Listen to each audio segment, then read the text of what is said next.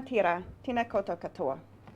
We acknowledge that there is a strength beyond ourselves when we work together to serve others. May we put aside our personal interests, work with integrity and openness, striving to create a community that supports its people and the environment. Let us, in a moment of quiet, focus on why we are here. We give thanks for the wisdom of the past, look for opportunities in the present, and accept the challenges of the future.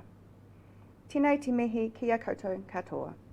Kia pai te hare.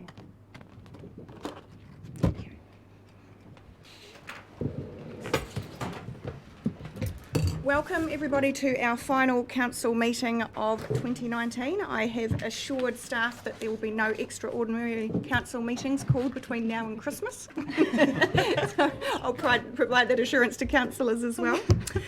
Just a reminder, of course, that we are live streaming this meeting. We have also had a request from media to record. He does not appear to be here at this point in time, but may appear. So.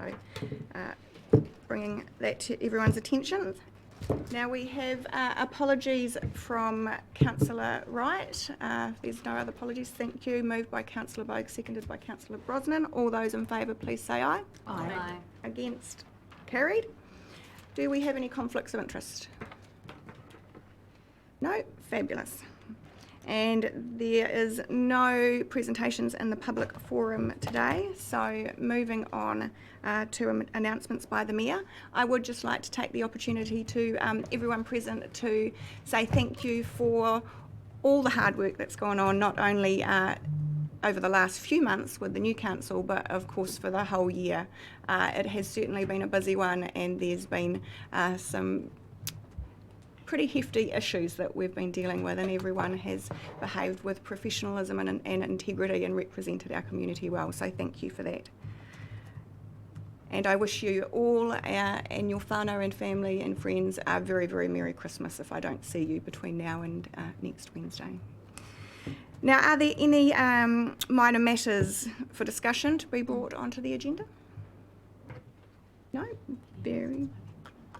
And announcements by management. Thank you, Madam Chair.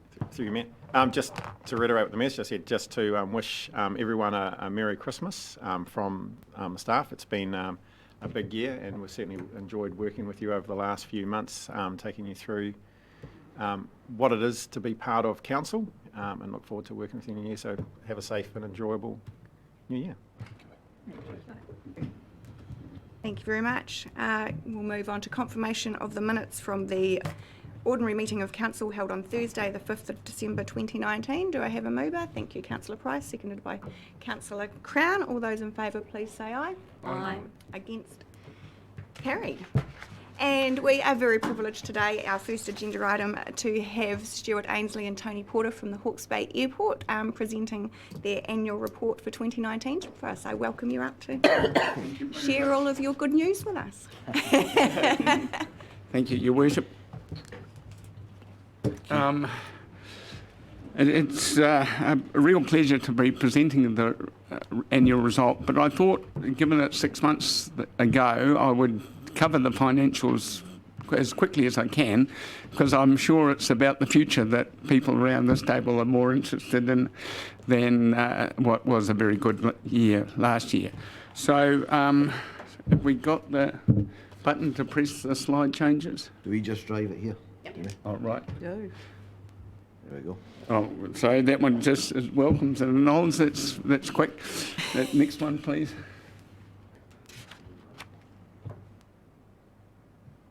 Arrow keys? Try the forward arrow key. Yeah. We just drew. Bit technical. No. The page up or down. Try arrows. Well, I do like a short presentation. Well, it is a very quick. So that covers it all. It doesn't sound like you up here, to be honest. I'm pressing the same button that I did the last time. It's not doing it. Well, but I'll carry on anyway. The year was marred by the voluntary administration of Arrow, but thanks to the excellent work done by the board and staff, we only lost 3 weeks. And no subbies. We employed all the subbies which were local, and none of them lost any money. So my greatest fear was that subcontractors tend to be the poor guys that suffer when these things happen. But administrators were very good, and our guys reacted very quickly. And pleasing to see, the photo up there is of the baggage claim, which opened in I think February.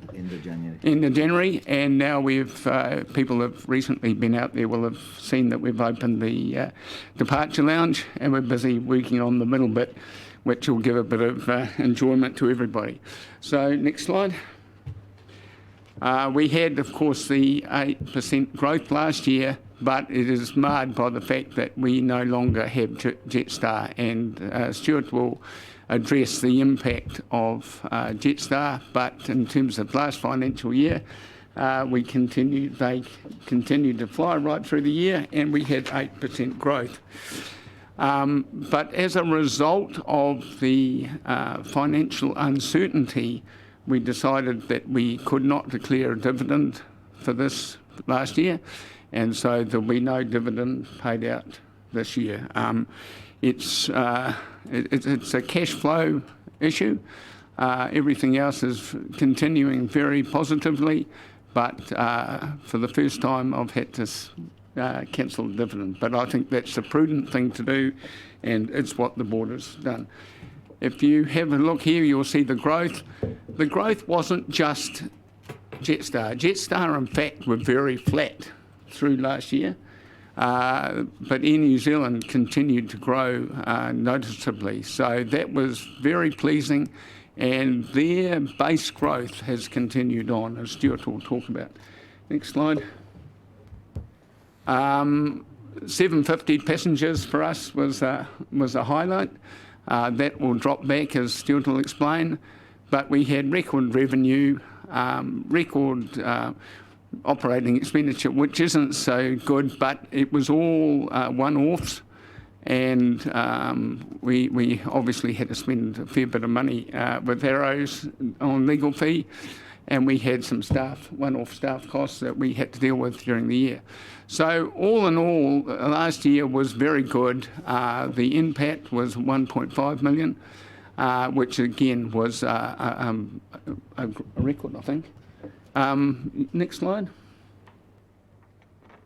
Profit and loss, there you can see that the variances are all positive numbers down there. So next one, please.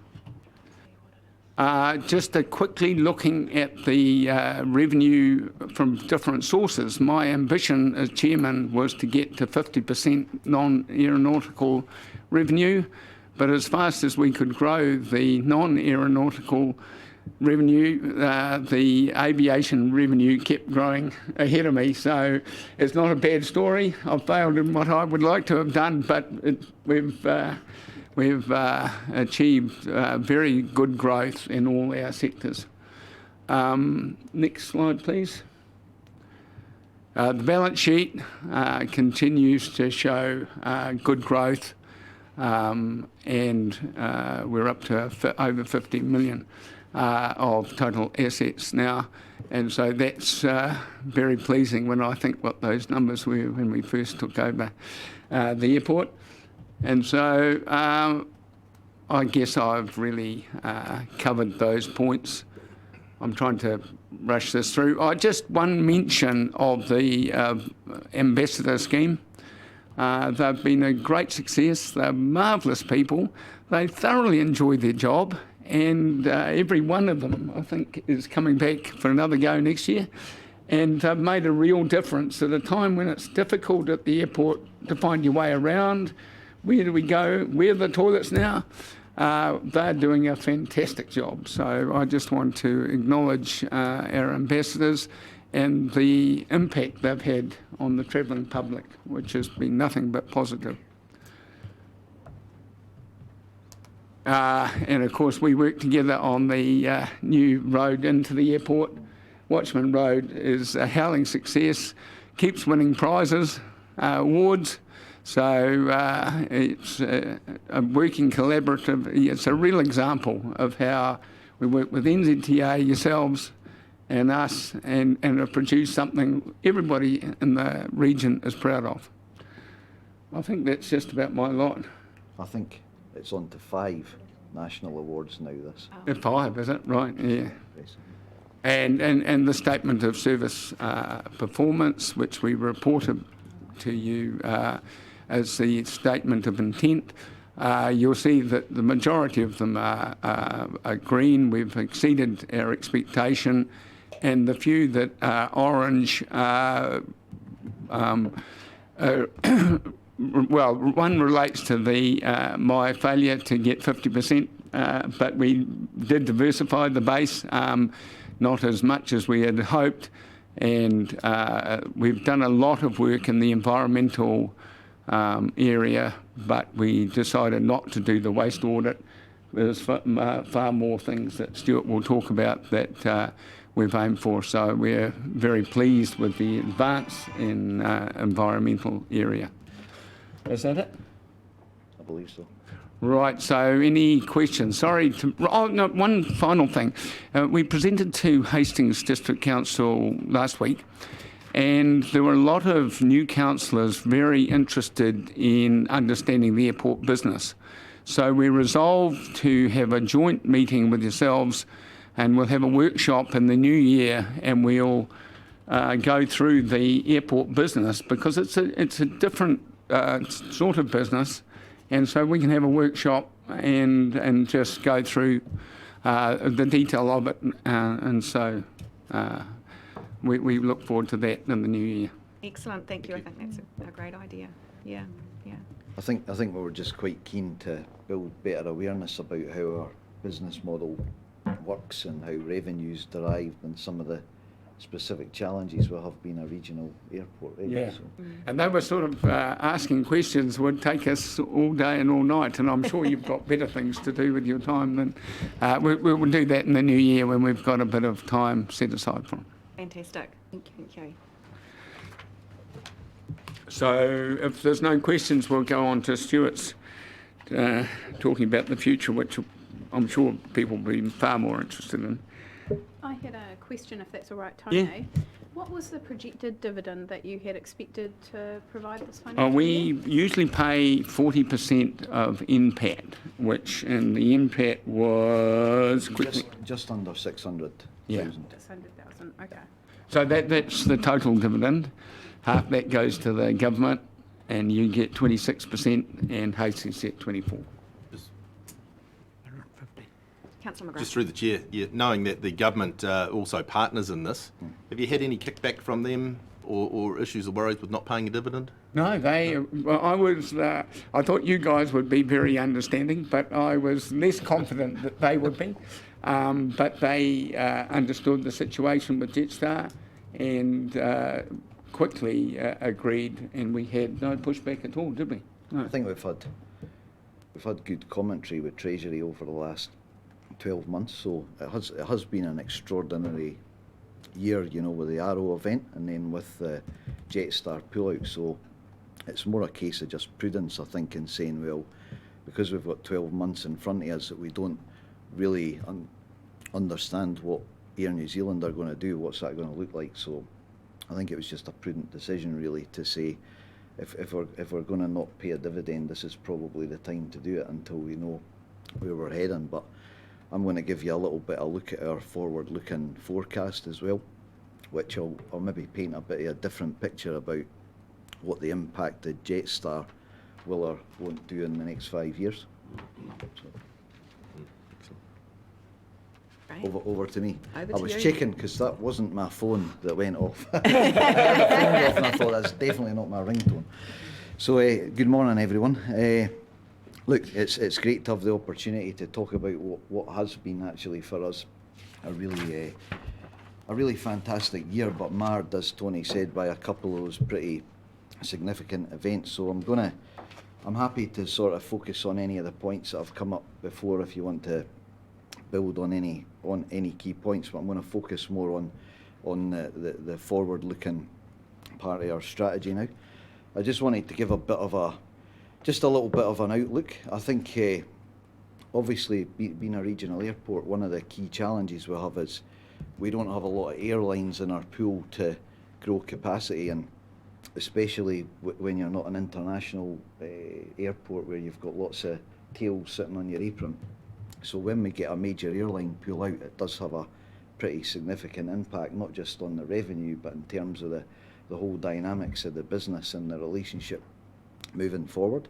I think for the next 12 to 18 months, what we see is a little bit of turbulence. What do I mean by that? Well, we don't exactly know how Air New Zealand is going to respond into the next 12 to 18 months, but so far they've been fairly committed in saying that they're going to put on extra seat capacity, and they've now published their schedule into the northern summer, so that's looking like they're going to take up about an extra 30 to 40% of the seats that were lost by Jetstar. I think the flip side of that and the concern to us is, and it's been mirrored around conversations I have in the community, is what's going to happen to the airfare prices. And we are actually tracking airfares, and we're starting to see that index up a bit. So I think, as you know, one of my key points here about collaboration is, as a region, we need to work together around air services development and work out how we can attract more capacity into the region, and ideally attract further airlines as well. So that's something that we're working on with Hawkesbury Tourism, the business hub, and it's a discussion I've been having with all the councils really about how we can work and collaborate on that. The downside against our SOI is last year, with the uncertainty of not knowing what was going to happen with Jetstar, we actually set quite an ambitious bar, and I have to say that moving forward, that SOI is going to be a much higher goal to try and achieve at the end of the year. But I think by the end of the financial year, we'll still come in with a healthy profit and quite a clear strategy moving forward. Another thing that's happening on the horizon, and some of you might be aware of it, but regional security screening for passengers and for bags going out of regional ports is highly probable that the government will make a decision on that. One of the good things in terms of the investment we've made in the airport terminal is that we've got the capacity to switch that on when we need to. So we're effectively security ready if the government make that decision to bring in regional security screening. The advent of jets is another big talking point. We are ready with the capacity and the runway length to do domestic jets. I don't think we'll see that necessarily in the short term, but there is the possibility of bringing jets into Hawke's Bay, and hey, if they move to another regional airport, we'll probably get more ATRs, so it's kind of a win-win situation in terms of adding additional seat capacity. Another thing, we're quite happy by the media attention that we got, I think, on Tuesday. If you've seen our front page about carbon neutral, we've been watching closely what's happening around the globe, and there's a lot of focus obviously on the aviation industry as a whole. Airports don't have as significant an impact on that carbon footprint that aviation has, but we see that we're a key contributor, and we need to play our part in what we do moving forward. So sustainability is something that we'll talk about, but that's going to be a big focus for us in line with our strategy moving forward. And also to create more resilience in our revenue, property development. This is an area strategically for the airport. It's been very difficult to get property off the ground. A lot of challenges around, like, land ownership, services, environmental considerations. So moving forward, we're very keen to work out, now that we've completed our master plan review, to see how we can get our property development portfolio at the airport on the business park as you come in off Watchman Road off the ground over the next couple of years. So that's going to be a big focus to try and drive some resilience in our revenue streams. That's it. So I just wanted to talk a little bit about growth.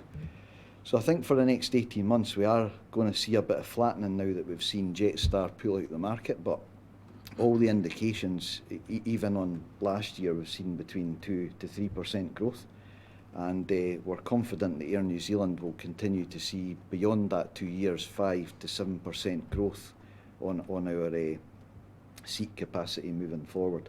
So we're going to, for the next like 18 to 24 months, see a bit of a plateau, and then we'll start to grow. So we're still confident that we're going to be in between that low to medium growth that we've forecast moving forward. This is the only slide I've got with a lot of numbers on it, so bear with me, please. This is some work that we've just done recently in terms of looking at our forecast.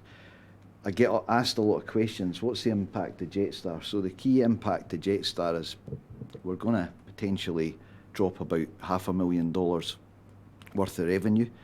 But the other side of the equation is that over the last year, the team has been looking at all the other revenue generating areas like car parking, retail, car rentals, and we've actually seen those starting to increase, so those are growing. We are able to, under our aeronautical pricing recovery, we're able to set charges with airlines, and there's always a silver lining that now we're able to go into consultation with Air New Zealand to reset the prices for the start of next financial year. So we've started that process. So based on moving to a per passenger charge, which we've had some indicative discussions with Air New Zealand on, that you can see the impact on our revenue and the forecast sales there. So by about July 2022, we expect that we'll get up to about that $10 million of revenue. Our expense line we expect to flatten out as we drive some efficiency in our organisation. We did have some extraordinary expense costs last year, which were really based around restructuring so that we could drive our strategic plan moving forward. But we expect some of that revenue also to grow in the property space as well. I'm not going to dwell too much on this, but this is our key strategic framework. I think I presented this at Council last year, and this is what we live and breathe by, basically. Our 5 key areas: commercial, people, property, partners, and operations. We've got that aspiration of 1 million passengers, and somebody quoted me the other day. I still think that that's an achievable goal, because as well as you get negative shocks to the system, you can always get positive shocks to the system. So our focus is on how can we grow more seat capacity and bring airlines into the region. Harder to attain, but still attainable all the same. Just want to talk a bit about our operations strategy, just a couple of headlines on this. This year, 2 key milestones with our regulator. One was that we got our 5-year recertification signed off with our regulator, which means we'll have a licence to operate for another 5 years. And when we reported at our AGM, we were actually going through a safety management system audit. We're pleased to announce that we've actually passed that audit, and we've now got a safety management certificate. So what's notable about it is that we were the first airport in 13 airports, including Auckland, to have 0 findings. So that was a pretty big achievement for a small team, actually. Tony's talked quite a lot. We're very proud of the work that we've done to create our subsidiary. We've novated all the subcontractors, and it's notable to say that we've actually opened an arrivals part of our terminal and a departures part of our terminal within 12 calendar months. So that was no easy feat, and I have to say that for those of you that have had the chance to see the back of house of our airport terminal, and you will get a chance hopefully on a tour at some point, all the new baggage handling system has all been built operational, and that's something that's a complete step change, not just for the airport team but also for the airlines, operating brand new system, all working from day 1 on the 5th of November. Just want to talk, I've talked a bit about our property, but just to go into this a bit deeper, we've actually now completed our 20-year master plan technical studies. We've done on-site airport stakeholder engagement and with a bunch of other stakeholders, so we've basically tabled that plan and what our aspirations are. one of the key sort of points that I'd like to highlight in that is that we have an aspiration to actually close the crosswind runway, which we think will help us optimise land use moving forward. We've done a lot of studies on that, and we seem to have general support from the GA community. I have to say we have to do a bit of broader work from Bridge Pa in terms of smaller general aviation stuff, because we actually see a lot of that smaller movement migrating to Bridge Pa, but they actually want it to migrate to us. So that's a bit of a challenge for us. But I think we need to think a bit more broadly around things like, can we develop like flight training schools and things like that? And we're interested if we can do larger scale type developments, but we're not so interested in seeing small kind of, you know, Cessna type aircraft hangars, but we've got bigger aspirations for the property development site moving forward. We do have some discussions in the wind where we've got some potential tenants that are interested in putting in some key developments on site, and we're keen to work with the council about how we can realise that. I know there's a discussion going on about regional land use, and I think I've said this quite openly before, but I feel like we've had quite a lot of impediments, and we have work to do in terms of understanding how we can quickly expedite property development. But I want to work with council and other stakeholders to see how we can actually move our property aspirations forward, because it's a key part of the airport's resilience, I think, moving into the future. And also I think we play a key part in terms of that regional land use strategy. Yeah. So I'll just touch a little bit on sustainability. This is an area that our team's moved quite, I have to say, in 12 months has moved from almost hardly having dialogue about it to actually doing some pretty significant stuff. So we're talking about waste management strategies as a group with some of our shareholders. We're now mapping out all our carbon.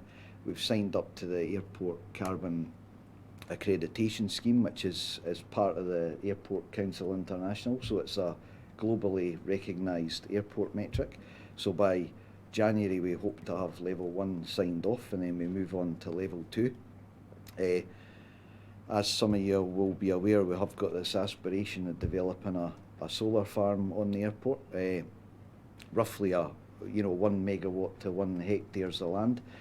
We have a lot of land on the airport that we just simply can't build on it, but we could actually build a solar farm on. So we've got a couple of areas that we've earmarked that we think would be ideal to maybe put between 3 to 6 hectares of safeguarding for future solar farm.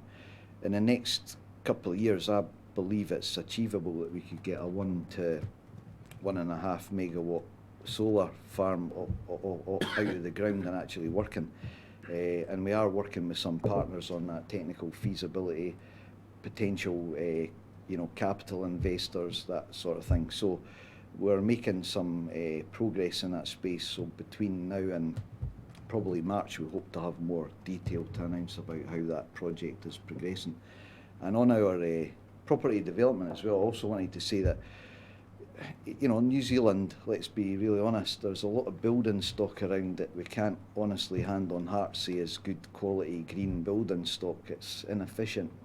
It's legacy building, and we either have to retrofit or we have to build new quality building stock, and I know there's a cost premium with doing that, but one of our aspirations is we develop property on airport, let's look and see if we can actually make it have high green credentials as well. So that's what I'm referring to about sustainable development guidelines.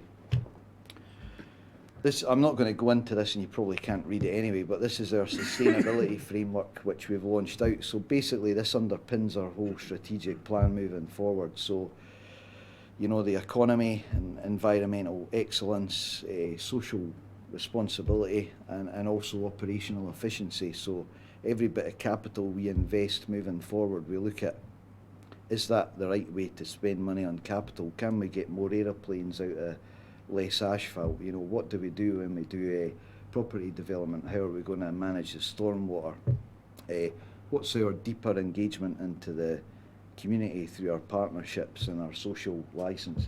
So that's something that we developed last year, and it's now starting to become part of our everyday corporate language. Just wanted to touch a little bit on commercials. I've touched on regional aviation development. As I said, I don't think the airport can do regional air services development on their own. We need to do that collaboratively with the rest of the regional partners. I've talked a bit about our opportunity to get a greater recovery in our aeronautical pricing. Ground transport, hopefully a lot of you have borne with us as we've gone through 12 months of machinations in our car park. So has anyone been out at the airport in the last week, driven out or flown? Yes. We've got the new roundabout open, and all the new pay stations are up and running. We've now got, you can pay with your credit card on the way in and the way out, so you don't actually need a ticket. And then next year we're looking to evolve to licence plate recognition. So we've already put all the infrastructure in the ground. It's just about installing cameras. But what we didn't want to do was make too many technological leaps too quickly, because people have got to use it. And as I'm sure you know, you get a lot of complaints about car parking. So so far the reception's been good. We're just working through some tweaks in it. The other thing that's quite key is that there's a change in the way people are using public transport, and we're starting to see Uber and the likes of Ola and that starting to come to the airport. So far I think we're getting about 8 pickups on Uber a day. And we expect that to grow. That impacts on taxis, it impacts on car parking. So we're looking at how we can manage those changes into the future. We've also set up a wait zone area. We know that there's a propensity for certain people to come into the airport, and rather than park for 5 minutes, they'll drive round for 15 minutes. 15 times around the loop, right? And that happens all the time. So we said, how are we going to mitigate this? So we've actually set up like a wait zone, like a text and wait area. So as long as you don't leave your car, you can sit there and then you can pick your passenger up. And that just helps us take some congestion off that front forecourt area. And another thing we've started to venture into is we're working through our retail food and beverage offering. We've got some offers on the table. We've started to now got an understanding of what that's going to look and feel like, and we're quite excited about that. And digital advertising, you'll see that there's now some dynamic displays appearing in the airport, which allows us to change the way we advertise, but also I think we get 3-fold increase in our revenue stream, so it's a good revenue generating activity. I think I've talked about the car park, so we'll move on from that. I just wanted to talk quickly about our CapEx expenditure. So given one of the key things to note, obviously, is given the announcement of Jetstar, that does give us the opportunity to probably push out some of the capital investment we were going to make into apron expansion. So i.e. we don't need to build as much aircraft parking as soon as we thought we might. The other thing that, as I alluded to earlier on, we don't actually know fully when it will happen, but aviation security will come with some costs and infrastructure and things like that in terms of new equipment. So that's something that we've planned for in our CapEx moving forward.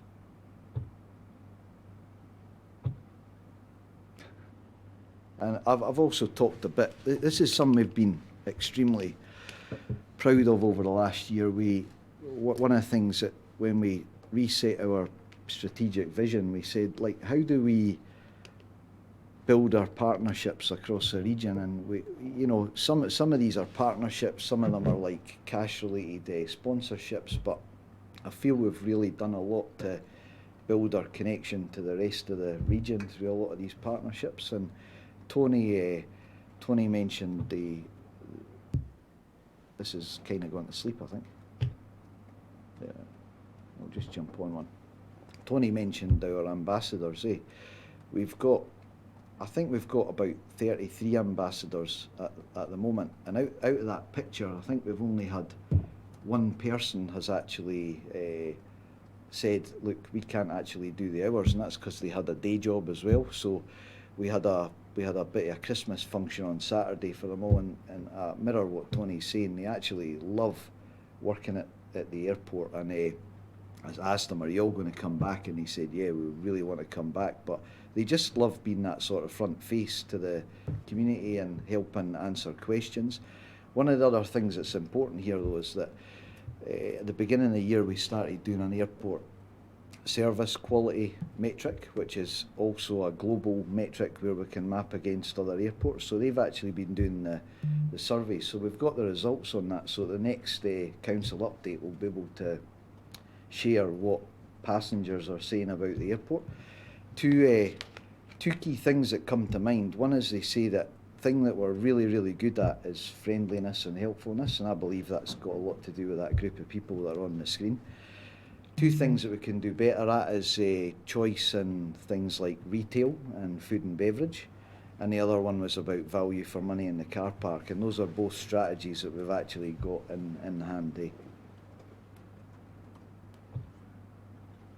I think that was about all I was really going to say, but I just finish up by saying that I was asked at Hastings District Council about, just like increases in expenses, and I thought it was worth making the point that we started off a couple of years ago and the airport actually had a very small team, and if we're going to deliver some key strategic outcomes around our property and our customer service, and all these safety management system things don't happen without resource and people, so we've made an investment in getting the team and the capability at the right size to deliver that moving forward.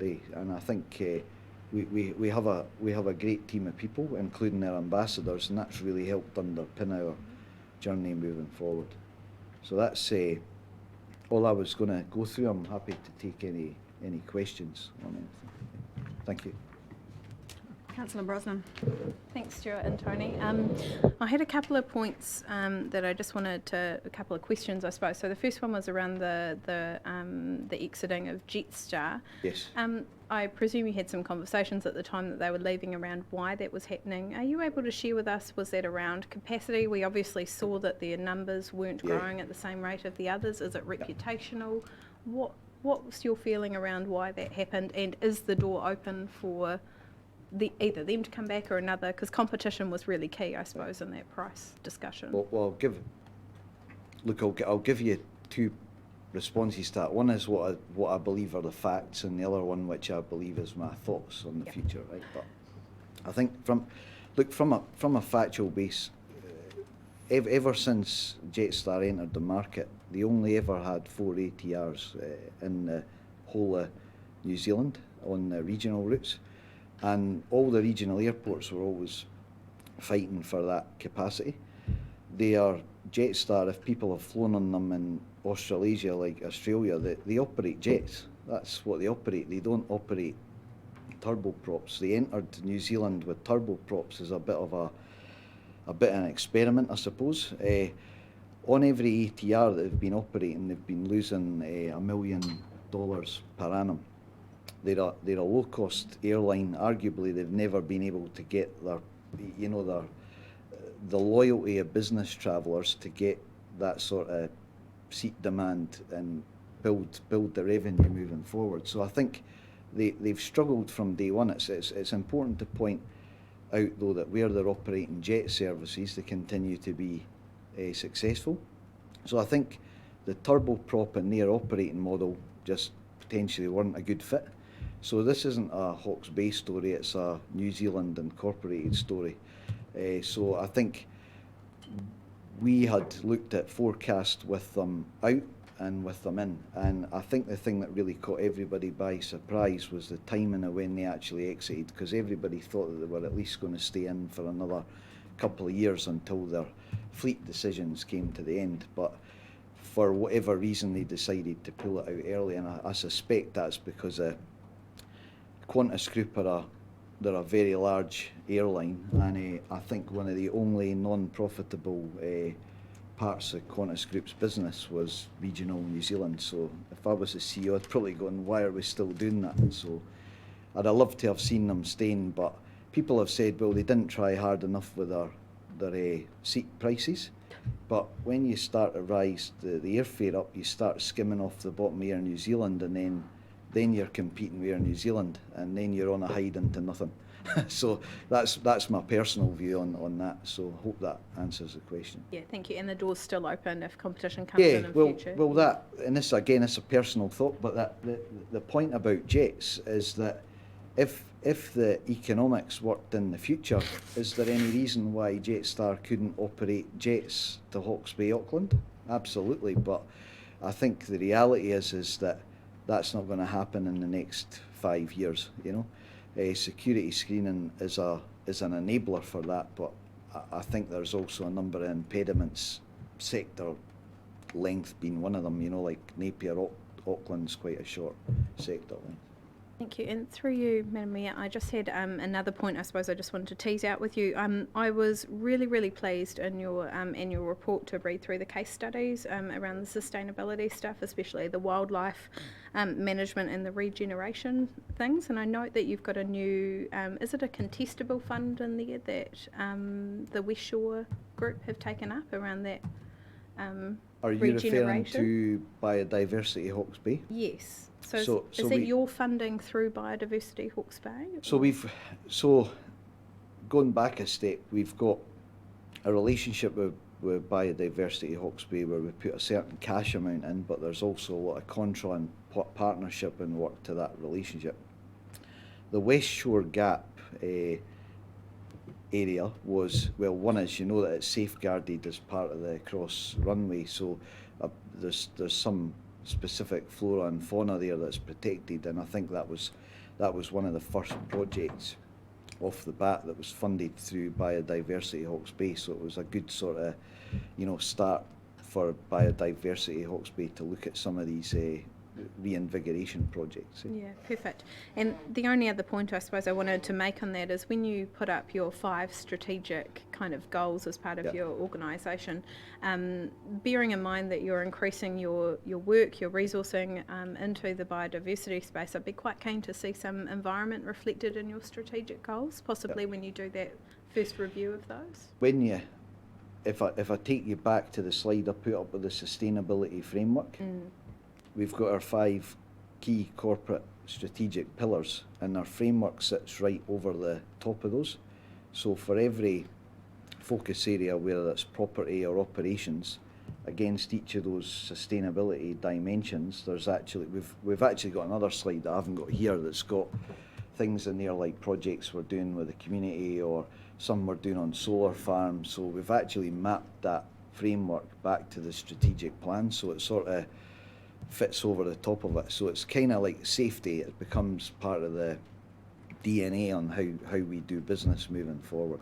So environment is actually included in that. Is key, Yeah, it's key, it's fundamental. Yeah, because I think from my perspective, the position that you're in, right next to the estuary, as well as your ability to fund projects in the space, really make you a potential leader in our whole kind of biodiversity strategy and corridor development. Yeah. So, and obviously that has some conflict with the need to keep bird life out of the flight paths. Yeah. But just acknowledging that. But I have to say on that you know, when I first came to Hawke's Bay and I saw the amazing work that had been done on Watchman Road with the water reserves, my first reaction was, why are we building a bird sanctuary next to an airport? And I've said that quite openly. But that said, I think we've invested over the last year in a lot of wildlife management training. So our team used to go out and do things and they didn't actually know the cause and effect. So now they go out and they're doing, like, they don't cut grass in certain areas if that's going to attract a certain type of bird. They've got a number of strategies. I think this year is that we get quarterly reports from the CAA on bird strikes, and regionally Hawke's Bay is actually one of the highest bird strike because of our environment, right? But the last quarter we had the lowest result we did in 3 years. So that means that our strategy is working. So I think, you know, black swans aren't actually a problem. It's other birds like Canadian geese that are, you know, they're pests anyway, sort of thing. So we're working with Department of Conservation to work out how we can manage that, and some of the blackback gulls and things like that are actually off the airport but are in our flight path areas where they're at risk. Yeah. So. And I think just final comment from me, sorry Madam Mayor, we built an airport in the middle of a bird sanctuary. That's the answer to why are we building a bird sanctuary in the middle of an airport. It's the other way And around. an earthquake. Yeah. Good. Any further questions from councillors? Yeah, I just wanted to congratulate Tony and the rest of the company on their efforts, the state of the accounts, and congratulate them on the 750,000 passenger movements. I think that's quite a significant achievement for the airport, and I think it demonstrates good growth in our tourism and business sectors. So I think it's a positive outcome. Thank you. And through you, Madam Mayor, I'd just like to also endorse the ambassadors. I've had numerous experiences with them and they're brilliant. Yeah, they are. Yeah. So yes, congratulations on an incredible year and strong financial result, particularly considering the challenges around the Arrow voluntary liquidation and the fact that you were able to pull together your own subsidiary company and you're on target to finish with just a delay of 3 weeks is to be, congratulated. That's incredible. So, and obviously, as Councillor Mawson said, I too have had experiences with your ambassadors and they're fantastic. I've had a number of conversations with them and you can see how much they love what they're doing. And as a region, we should all be very proud of the new Watchman Road entranceway there. It's, really is a testament to all of the organisations that pulled together to deliver that project.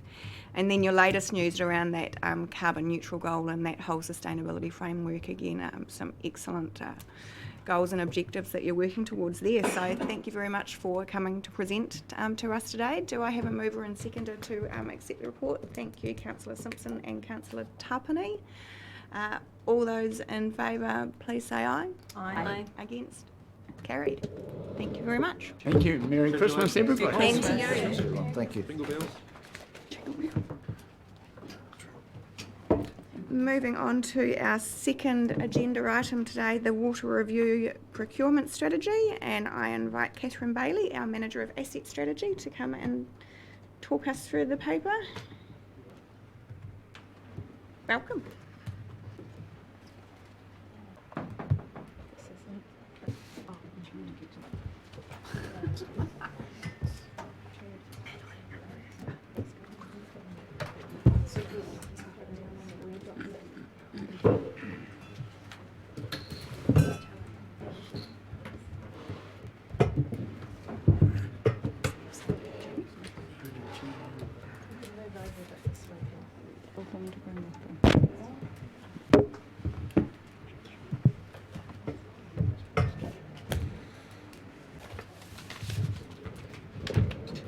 Right. Good morning, everyone. What a great way to end the year, looking at the way forward for next year with water. And here we are again talking about water. Before we go into talking about the strategy and the procurement plan, thought it might be useful just to go through some of the background as to why we're doing this review in the first place and how we got there. So we'll do a little bit of talking, but please feel free to step in and ask questions as we go. More than happy to. Okay. So in June of 2019, so June this year, Council made a commitment to water being our number one priority. And as part of that, we've put forward $200,000 to do a review for a chlorine-free network, to look at the costs and options for going chlorine-free safely. So since 2017, in 2017, we had 5 transgressions in our network. So that was 5 positive E. coli results, which indicates fecal contamination in our water supply. And at that point, it was agreed with the public health unit in Hawke's Bay that we would chlorinate the network to manage that risk. Since then, as you know, we've had numerous issues with dirty water events in our network. And this has been hitting a lot of suburbs particularly hard. So Tamatea, Pinamai and Onikawa have been particularly badly hit by this. And it's been pretty awful for people, and we've been battling through trying to find, we'll look at numerous ways to try and manage this issue. So we're aware that some people have really, really struggled, and it's pretty unfair that they're putting up with this ongoing issue. So today we'll be talking about some of the ways that we're looking at dealing with that now, but also some of the longer term projects that we've got underway to help with dirty water. So we can't talk about dirty water without talking about chlorination, because that is the view of the populace that the two are related. So what causes dirty water? Three main issues. We've got biofilm in our pipe work. Some of that is historical, some of it just is ongoing and needs to be dealt with.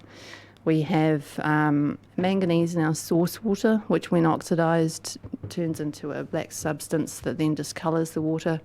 And we've got the flow issues in our network and the way that our network is set up. So if you look at Onekawa-Piramai and Tamatea, they're basically at the confluence of two major parts of the network. They're essentially in the middle. So if you think of the confluence of two rivers and how turbid that is, and how you get a lot of water moving around, that's essentially what we're ending up with in those suburbs. So three main issues, three ways that we can address the dirty water issues. We can't remove chlorine now, which I'll talk about. But I want to assure Council and the community that we are looking at this problem from all sorts of different angles, and we will talk about that. And we want to assure you that water safety is our priority, as is having clean water for our community. So, on to the issue of why can't we remove chlorine now? So, essentially, we have a contract with the Ministry of Health of how we're managing risks in our water supply. And that is demonstrated through an operational document, which is our water safety plan. And in that, we have to address the 6 fundamental principles of water safety, and we have to show that we are implementing what we say we will do in the water safety plan. So in our water safety plan, we have to manage a multi-barrier, or have a multi-barrier approach to water safety. And one of the barriers that we have is residual disinfection, so chlorination. And we are expected to deliver upon that promise, as we have this document that says that this is what we will do, and that's how we will manage our risk. So this year we had a new Health Drinking Water Amendment Act, and that requires all suppliers to have an approved water safety plan, and we are expected to demonstrate that we are implementing that plan. So our water safety plan has a number of improvements that we have to deliver, and at some point we'll also have to move to the new water safety plan, which is a more stringent document, which looks at risks in a more stringent way. So that's something that we will be working towards as well. So whichever option we go for, or the community decides to go for, or we decide to go for in the future, we'll have to deliver safe water that is in alignment with our national legislation, and we will have to demonstrate safety in alignment with or through the new framework of the water safety plan. So if we turned chlorine off now, we would be putting our community at risk. We wouldn't be able to demonstrate that we are managing the risks that have been identified with our drinking water assessor in our water safety plan.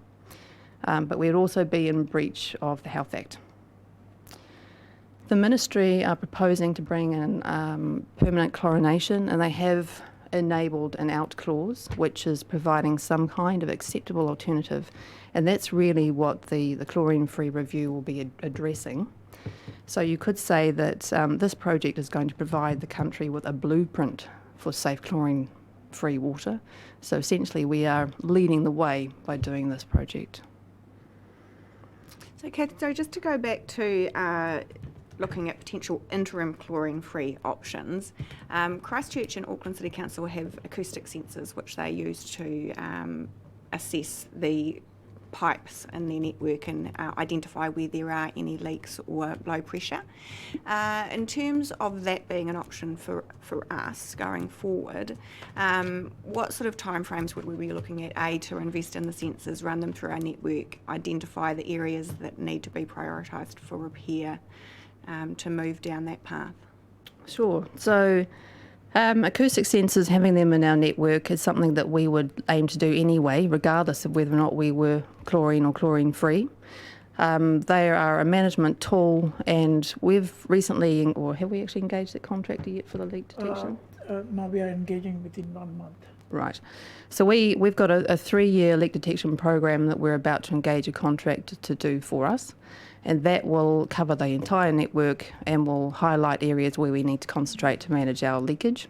So that's going to take 3 years to actually... It's a 3-year program. Yeah. Yeah, if we wanted to expedite that, we could, but we just need to obviously bring the costs forward. Yep.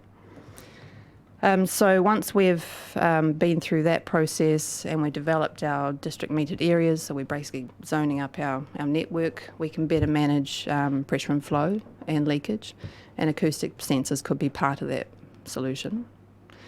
But as far as having sensors as an intermediate or an interim chlorine-free measure, they don't actually change our risk profile or reduce risks. So we have to show a multi-barrier approach. So we have to have things that kill, disable or remove pathogens, and sensors obviously won't do that.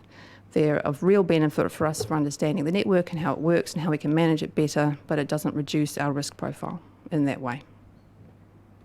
And in terms of when we're looking at the investment in acoustic sensors, is that happening in the immediate short term? We'd need to set that up as a project to investigate. So there'd be a time period to look at, and ideally we'd want to tie that in with our leakage detection project. Program. Yep. To look at where we would place those. For you, Madam Mayor, you just ran through, Kath, almost a definition, I think, of barriers being to remove or disable pathogens. Remove, kill or inactivate. Or Yep. inactivate. Where does that come from, that definition? That's part of the 6 fundamentals for safe drinking water. Held in some ministry guidance Well, document? we have to demonstrate the 6 principles within our water safety plan. So we're legally required to do that. And we've had our implementation audit recently where one of the improvements we have is to better embrace the 6 principles. So it's been identified that there are areas that we aren't necessarily embracing as well as we could.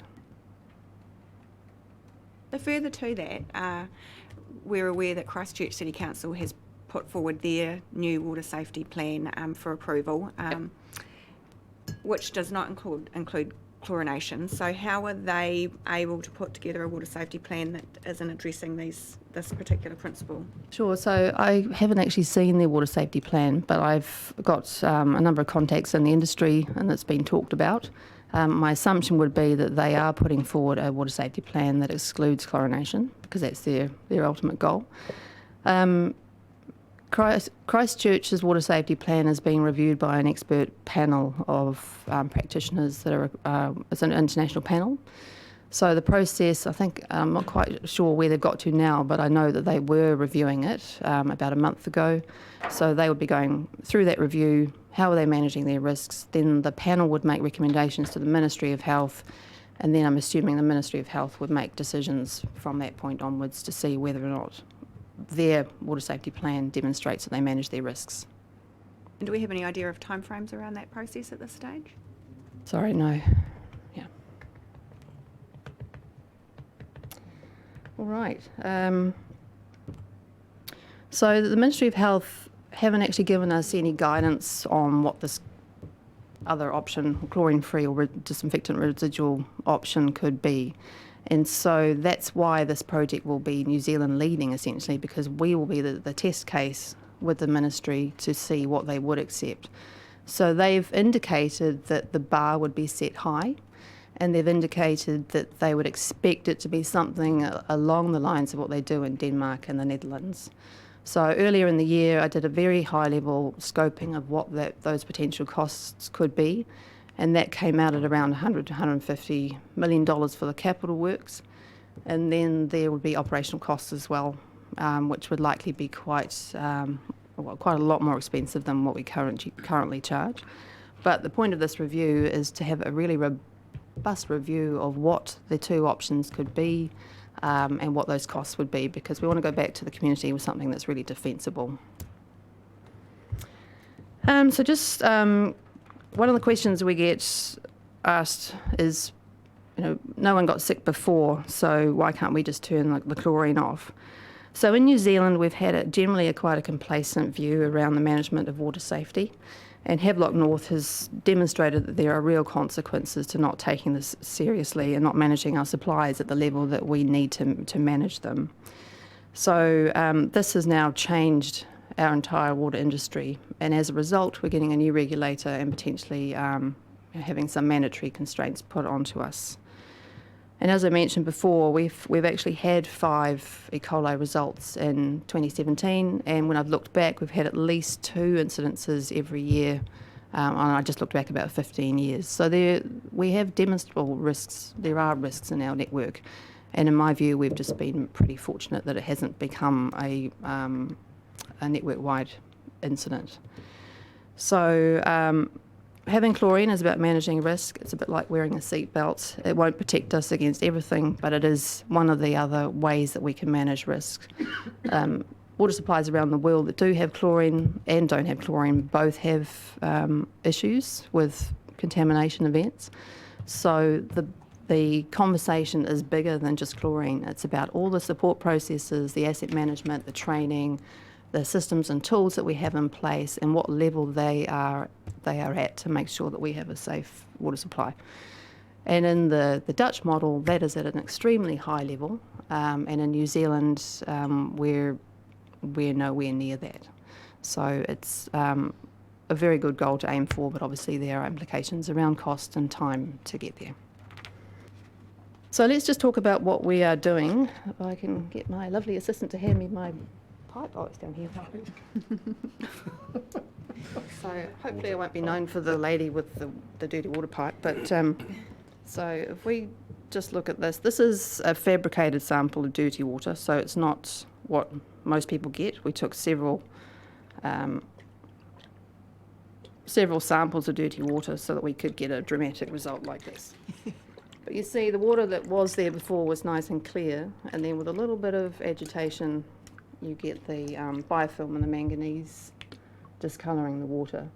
So this is essentially what's happening in the network. There's biofilm on the outsides of the pipe, and that includes manganese dioxide, which is the substance that discolours the water, and through chemical scour and physical scour, this is what happens.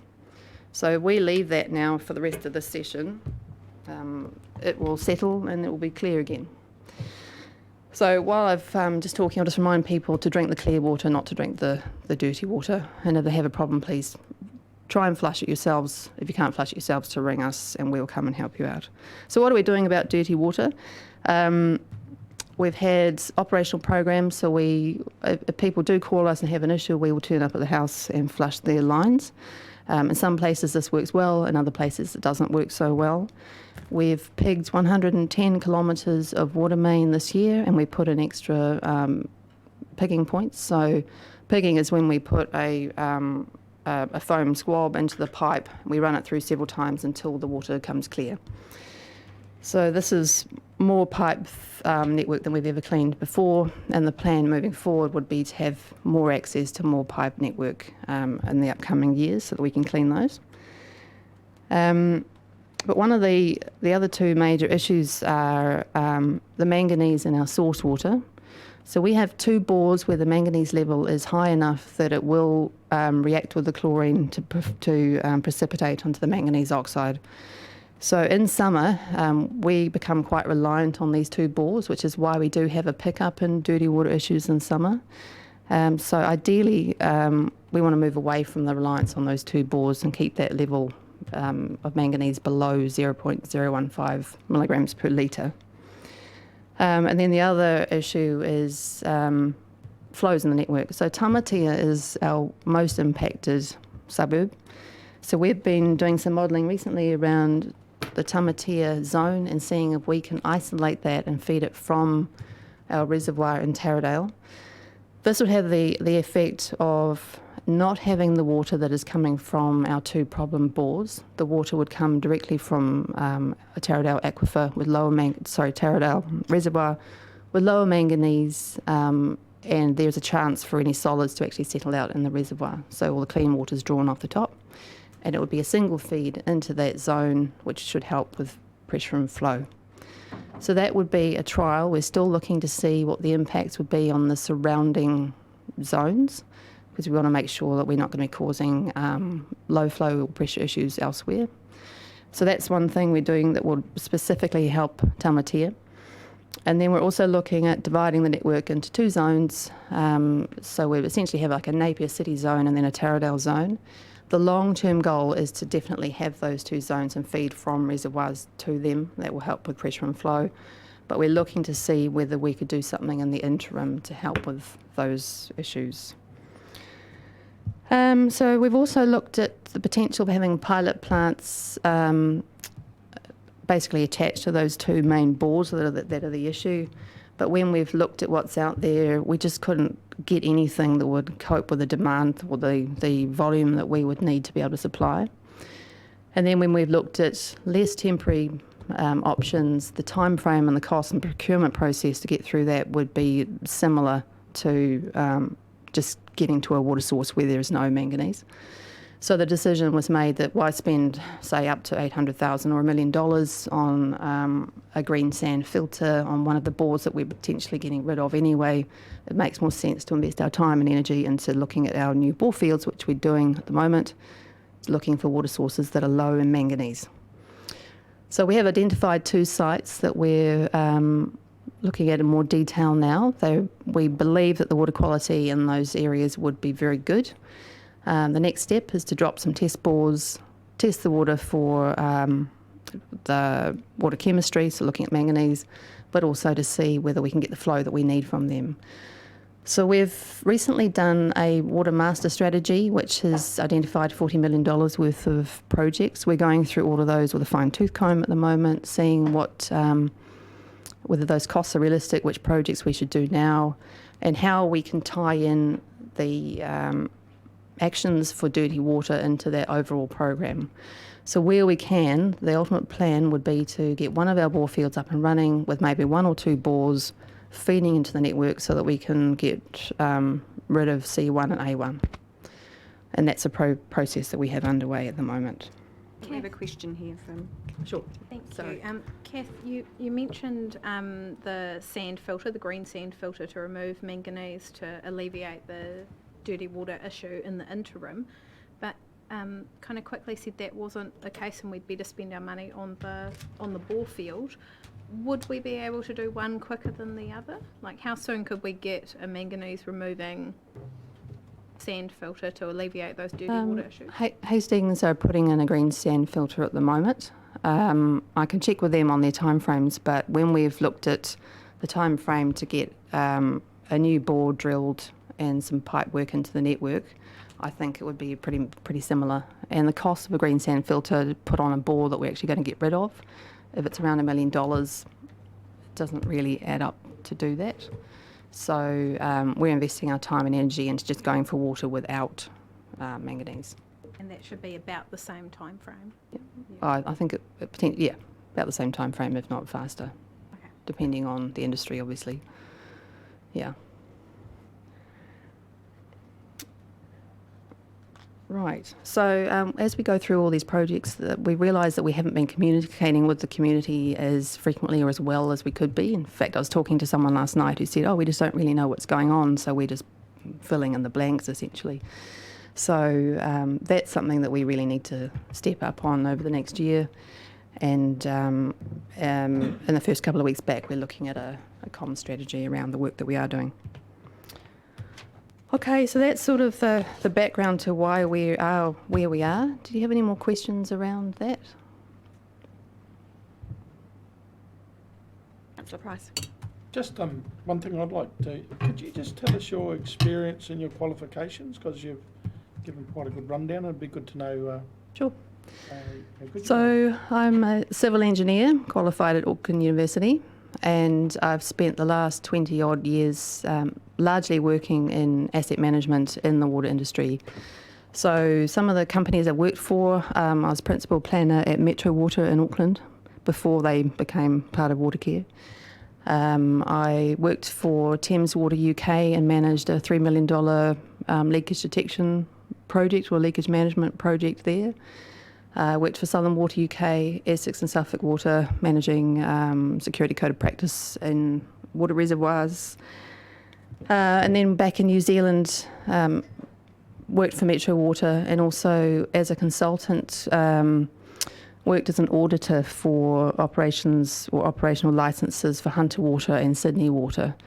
So I've had good exposure to water companies that do things really, really well. I mean, some of them obviously massive organisations with lots of resources and lots of funding. But I have seen how it's done well, and I do see the way forward for us. Yeah. Councillor Bowie. Yes, thank you, Catherine. That's really helpful. With the pigging process, I understand that removes biofilm, is it? Is it a one-off process? Is it a one-off event, or is it something that has to be done as the biofilm keep building up? And yep. Yes, it's an ongoing process. So we've been running a pigging program for years and years, and I know we've got data going back at least 10 years. So it is something that we would have to keep doing anyway, but the belief at the moment is that we have a build-up in the network and we need to start clearing that. And there's been a lot of the network we haven't been able to access, so that's a priority as well, to be able to access more of the network, to clean more of the network. And once we have the manganese removed from our water source, the issues will be dealt with a lot better. Yeah. Councillor Simpson and then Councillor Mawson. 2 questions. Firstly, the new bore sites. Is there any risk that there's going to be manganese present in those areas? There is a risk that could be the case, but we have tested a lot of bores in the vicinity of the 2 sites that we're looking at, and the water quality has been excellent. And particularly when we look at where our A1 bore is in Awatoto, when we've tested used the bores that are in place, moving away sort of further south, you can actually see the decrease in manganese as you move further south towards one of the sites we're looking at. So yes, there is a risk until we do our drawdown tests and water quality tests, but we've gone for areas where it looks pretty good. Thank you. And secondly, there's 4 major capital projects stated in your report. What's the ultimate time frame to implement all 4 of those? Right, so the projects are the 2 new bore fields, the dedicated pipe worked, rising mains up to the reservoirs, replacement of our infield reservoir, and then separation of the network into zones. So the infield reservoir is replacements. We've got a reservoir up there which is, I think, is about 50 years old. More than 50 years old, and it's at end of life, so we need to replace that. So that project involves land, so procurement of land. So there are time frame risks around that and how long that will take us to purchase.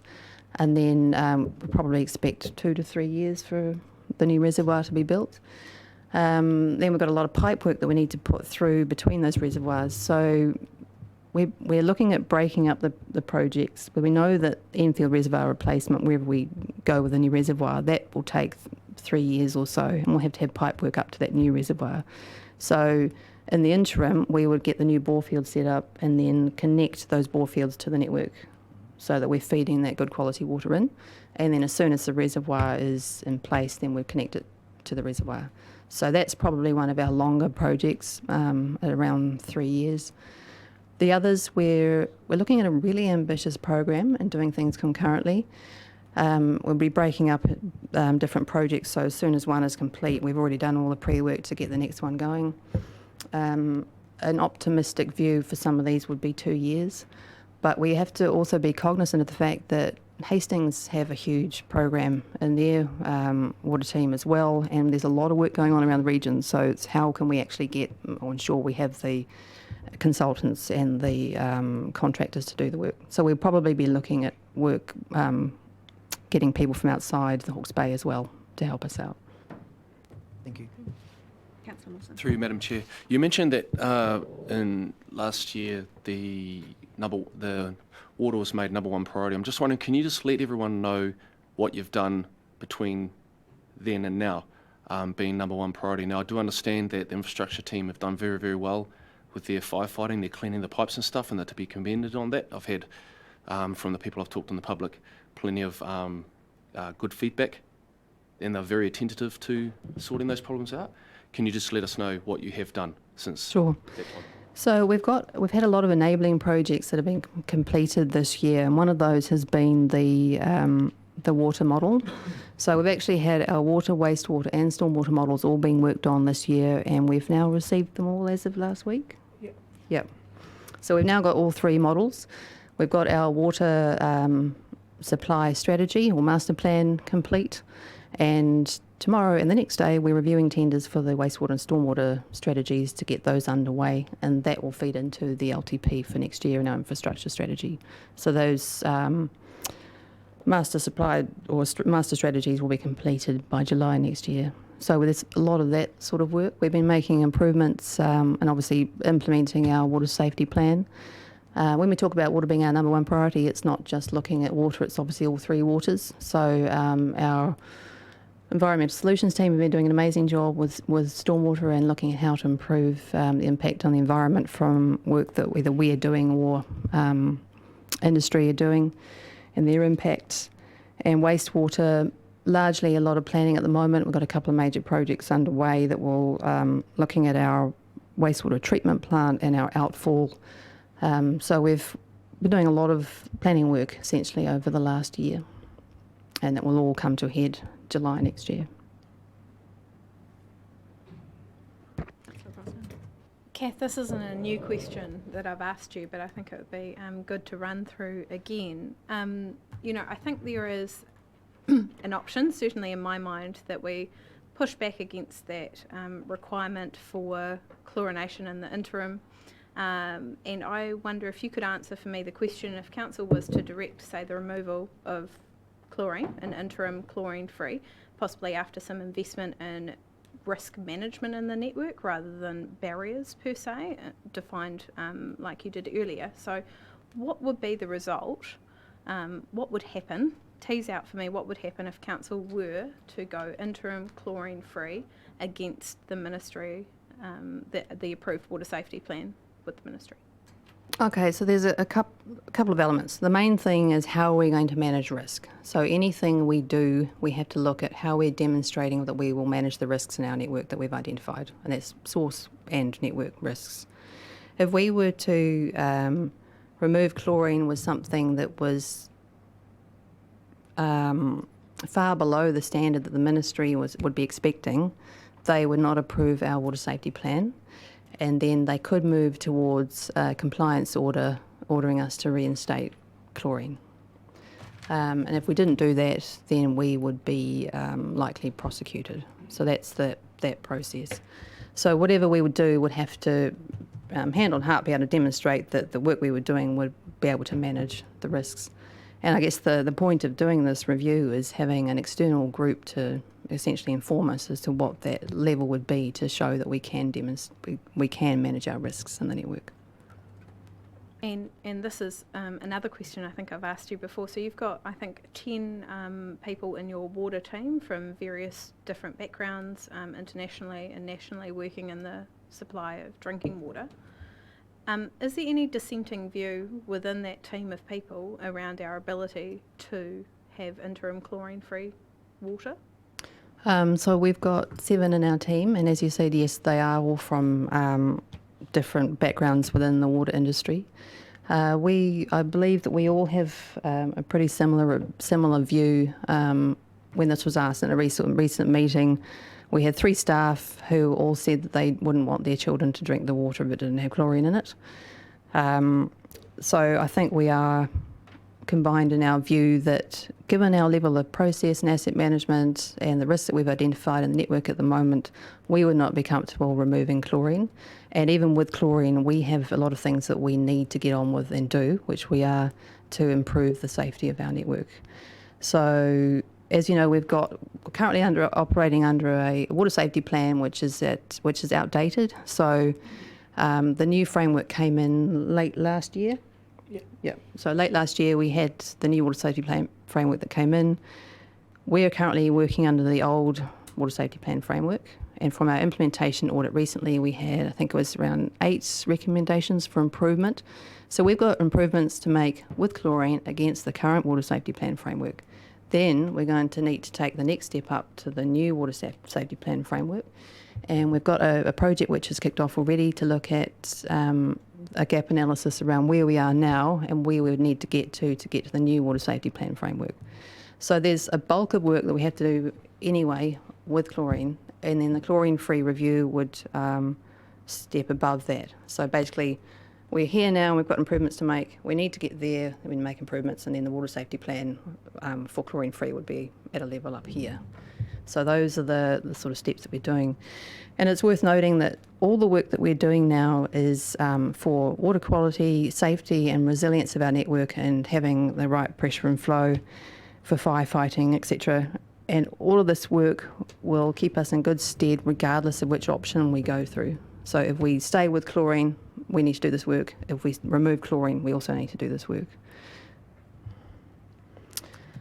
Catherine, just with regards to concerns that have been raised by some that one of the risks within our network is protozoa such as Giardia, which isn't actually, chlorine isn't effective against killing those types of germs. What do we have in place, or what's the risk associated for us and with regards to protozoa?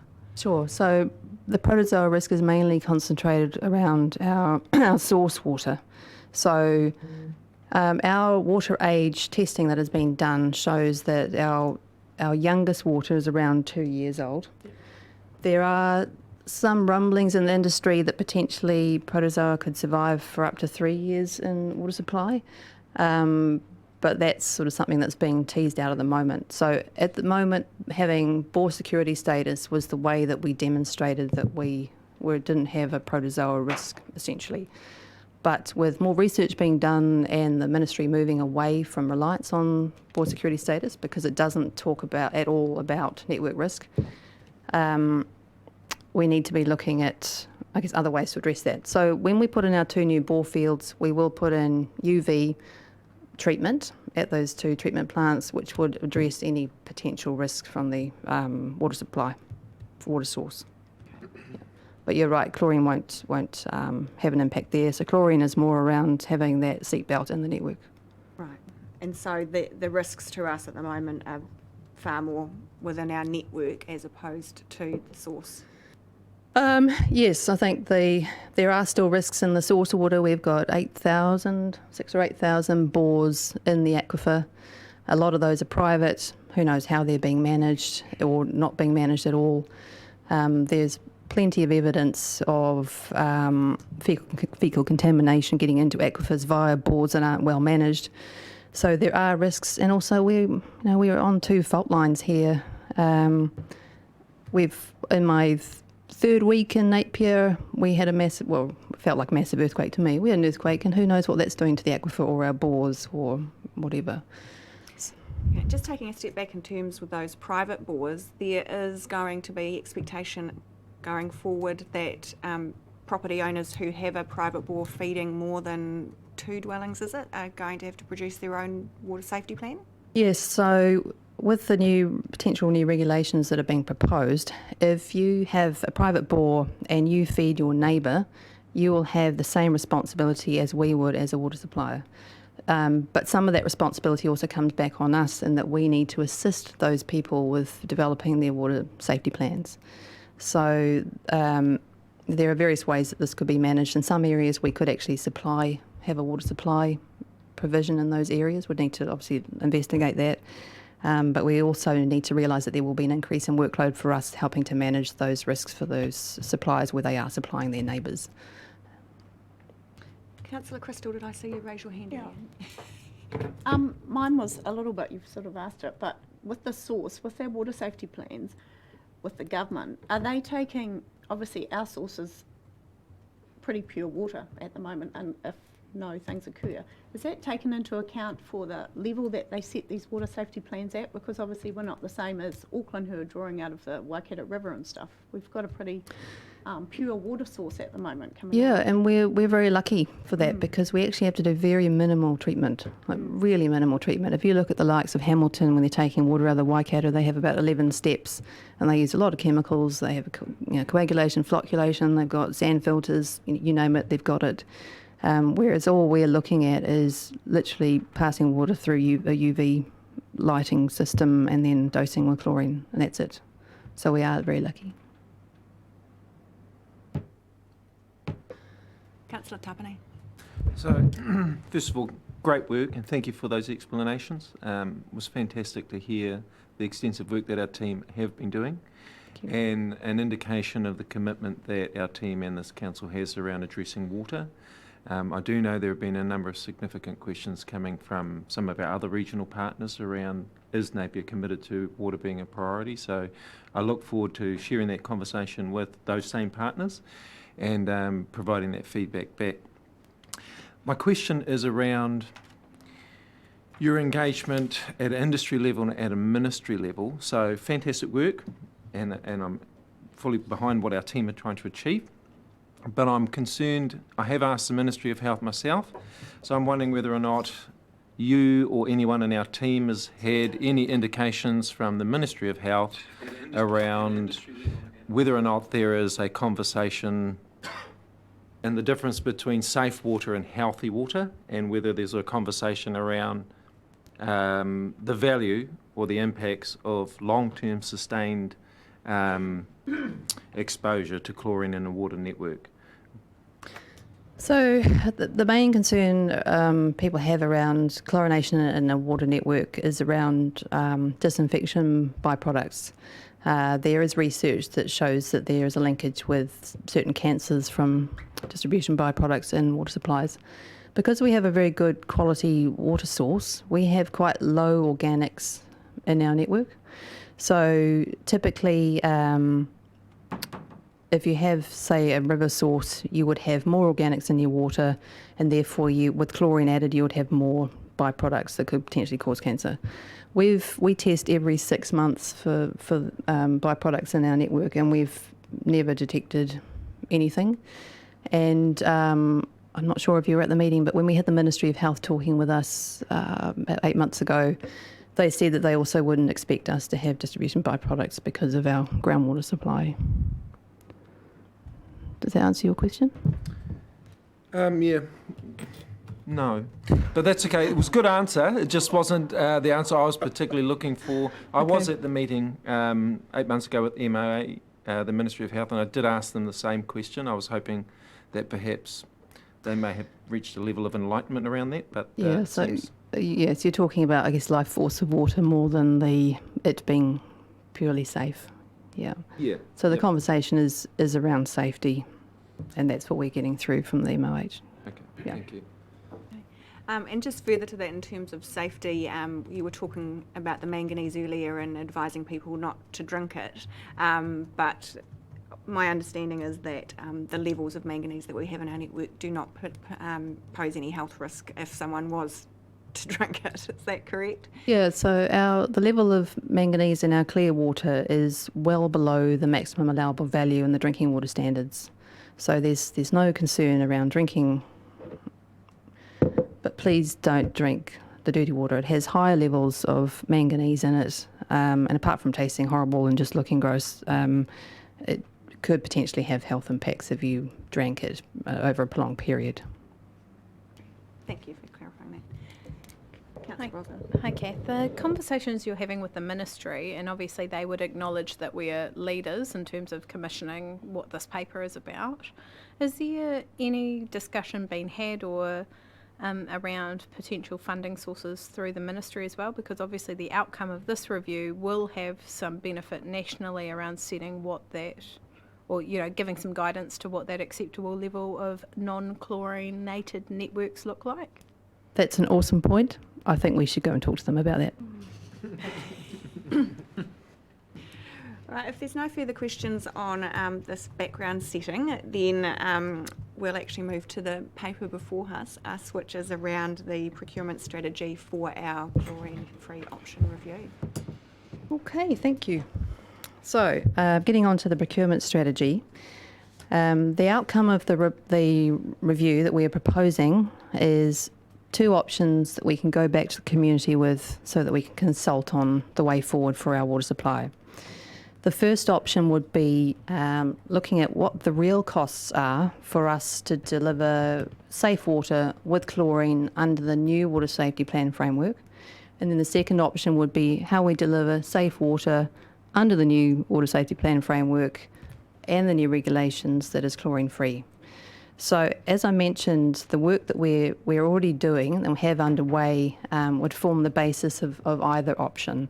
So one of the reasons why I want to make sure we accurately cost our current or sort of status quo plus service delivery is so that we've got a really accurate number for that we're then comparing that with the future state. Because at the moment I think we're probably underfunded, particularly for where we need to go with the improvements in the new water safety plan framework. So I want to make sure that we've got a very clear understanding of what our current costs should be versus what the future costs would be. So essentially the outcome is 2 fully costed options for water supply that we can go back to the community and consult with on. Any questions about or thoughts around the outcome, required outcome? Could I ask just a question of clarification through you, Madam Mayor? Just a question, Kath. I was reading obviously through the terms of reference in the evaluation criteria for people who come back to us through the registering of interest process. Yep. What question are they asked? Because they're asked to, comment on price, for example. Could you direct me to where exactly the question they're asked is, or is that not formed up yet? I haven't formed that yet. I think the reason I put that in is that obviously we've already gone out with what our budget is. So what I want to know from those who do respond through the ROI process is this budget sufficient for the work that we're asking for? And I suppose that's the point. What is the work we're asking for? Are you going to replicate the council resolution from June, which was that council commission an independent options and costings assessment report for the supply of unchlorinated water? Will it be as simple as that, or what will you ask them? So shall I go back, maybe step back a bit and talk about the 2-phase process? Would that help? Because then that would explain when we're asking for what. I'd find it helpful. Yeah, I think I understand. Sorry, would you mind? I think I understand that there will be a request for interest in performing the work, and then we'll rate those, spit out some options, which council will then pick one based on the detailed sort of options they give us back. I suppose in the registering of interest, what are we asking them to register interest in? So they're registering their interest in doing the work for us, and as part of that, the work, What yes, is the to work? deliver a cost and options analysis of moving to chlorine-free network. Perfect. So they will have that in there. So there'll be a background of what we're trying to achieve, but we won't be giving them all the nitty-gritty that will come in the RFP process. So they will know that this is the work that they're trying to be involved with, but we're essentially running a 2-phase process, so an ROI or registration of interest, which enables any qualified party to submit to us their interest, their experience, their track record, and their expertise in the water industry. And then once we go through that process, we'll evaluate them all, we'll shortlist 3 preferred suppliers. That will, I had initially said that would go to the Director of Infrastructure to sign off and approve, and then we would issue the RFP process. We would do a similar process there, but that would be based on the methodology and the price. So those would be the 2 main areas that we would be looking at in the RFP. And then we would put a recommendation to you based on those 3 proposals, and then that would be up to full council to make the decision around who we go with.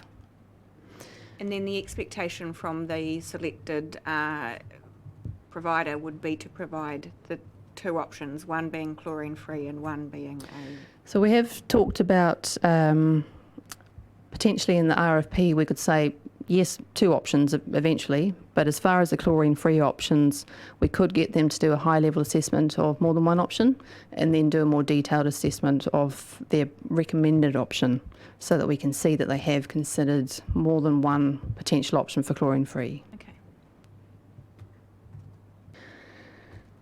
So one of the things that we need to talk about is, as part of the tender evaluation team, we've suggested that a councillor could be involved in that team, either as an evaluator or as an observer. We also had another recommendation that I might just get Sharon to quickly mention. Do you want So one of the other suggestions, sorry. It's already on. It was on. So one of the other suggestions, just given the nature of this and the fact it's quite a high profile project is to actually engage the services of an independent probity advisor. We've done that in the past, and it's just a really good way to demonstrate. Sorry, we can't hear. Thank you. Can you hear me now? It is better. Is that better? So I'll just repeat that. One of the suggestions, and I think it would be a really good idea on this project, is to engage the services of an independent probity advisor. It's a really good idea when you have a project that can either be contentious or has quite a high public profile, to ensure that the process is deemed robust from that independent person and ensure that there's minimal external influences on the process. So I know that we've done that for a number of projects in the past, and I think it could work really well here. Councillor Taylor. Just, you mentioned then that we've done it in the past. Can you give someone, perhaps the Chief Executive or yourself, what projects have we used that for in the past? I'm not sure of the specific projects, but I know we've used the McHale group, so Sean McHale in particular, on a few projects. I'm fairly new to council and wasn't involved in those. I have used his services previously when I worked at the DHB, and it was, again, just a really good way on some of those high-profile projects to get that independent lens, so that it's not just that the process is robust. You're independent and seen to be independent. I agree with the process. I was just wondering if someone in council could. You met me?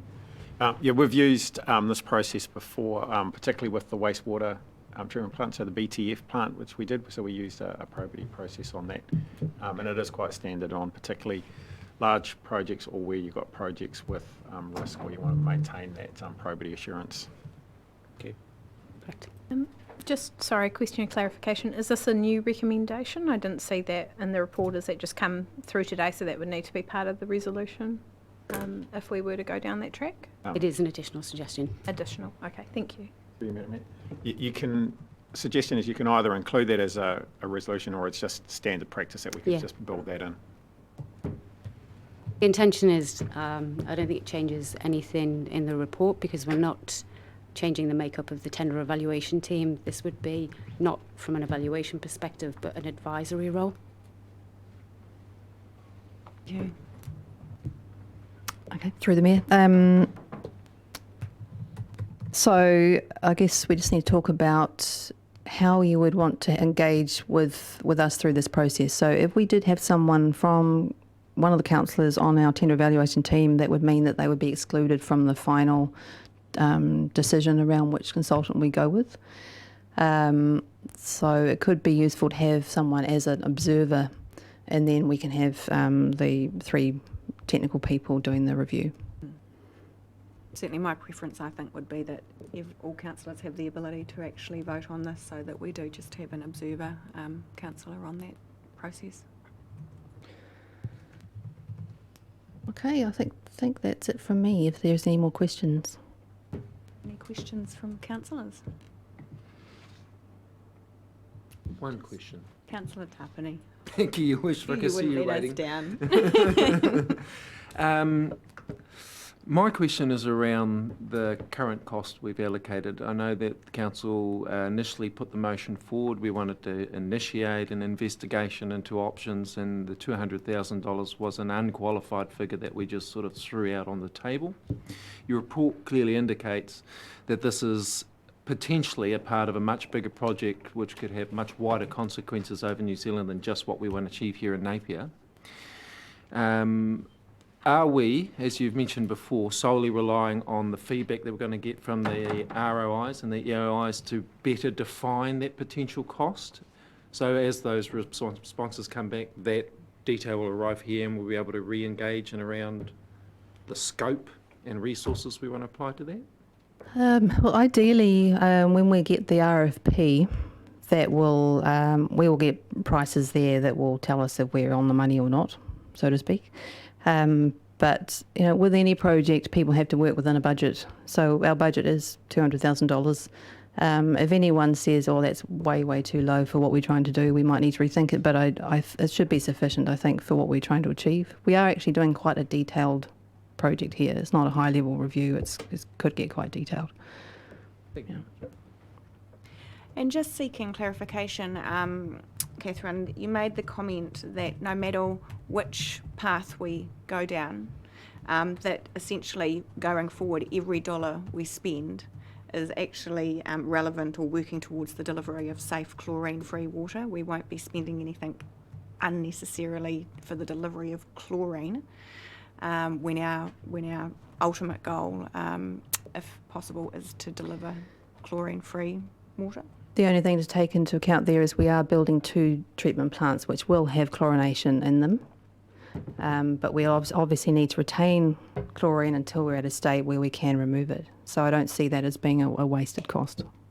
So those treatment plants would not be necessary if we weren't chlorinating? The UV part would be. Councillor Brown. Just on that, would having the option to dose with chlorine when we are chlorine-free in the case of emergency not be beneficial anyway? Absolutely, we'd have to have emergency dosing because if we do have an incident, we need to be able to clear the network as quickly as we can. So that could come as part of our rationalisation for going chlorine-free, that we're able to be able to quickly respond in an emergency. Yep, and that's what's done overseas, so we would have to have that as a part of our demonstration of managing risk. There's no further questions. Do I have a mover of the motion in front of us? Okay. Sorry, did you want to move or did you have further questions? I was just going to note through the discussion, I see possibly a number of slight changes and additions to the resolution, and I just wonder if council would be happy for me to read through where I got to through that discussion on a resolution and see if that sits well and if there's a seconder for it. Mm-hmm. I hadn't quite finished typing it all up as Kath was speaking, but so the first I think is the same. Note the report titled Procurement Strategy to engage a consultant to complete a chlorine-free drinking water review be received. B, adopt the review outcome, being to develop 2 or more defensible options for safe drinking water to take to the community. C, approve the procurement strategy. Sorry, I'll wait for staff. Fine, I'm taking notes. That's all right. Multitasking. So the only addition, Cherie, to B was 2 or more defensible. Is that you, minute?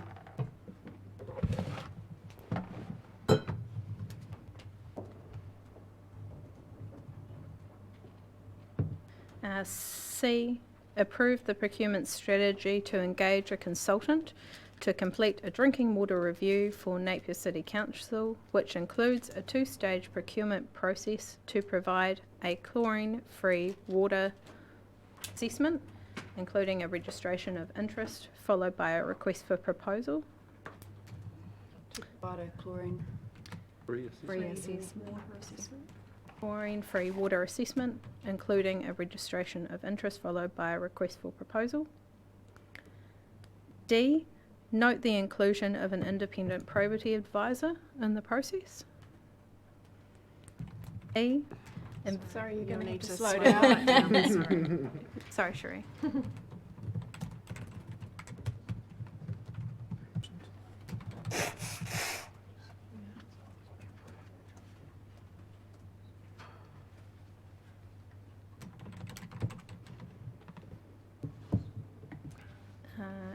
It was D. That was D, D. or was that? That was D. Did I do that because I'm here? E,